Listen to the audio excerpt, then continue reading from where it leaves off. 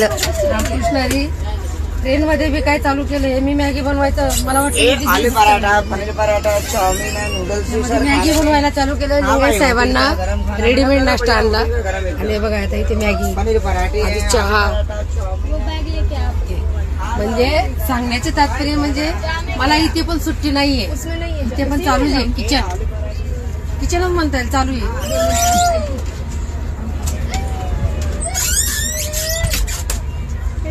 मध्ये ते दीदीने बॅग घ्यायला आली म्हणून जरा आडवं आलं किचन चालू आहे आता मॅगी होते पाण्याच्या बाटल्या आणल्या आहेत 30 रुपयाला 2 त्याच्यातून आता मॅगी त्यांना रेडीमेड नाश्ता आधी किती जणांचा चहा झाला 10-12 जणांचा 15 जणांचा चहा याच्यावरच बोंबलला एकादशी आहे आणि पण सुट्टी नाहीये ताई पण मला मदत करू लागल्या ताई पण या तुम्ही पण मॅगी खायला ज्यांचा उपास आहे त्यांच्यासाठी आमची एकादशी मस्त चहा पण आम्ही खडी साखरचा बनवला तुम्ही पण घरी खडी साखरचा चहा बनवून कधी कधी पीत जा घशासाठी चांगला असतो या मॅगी खायला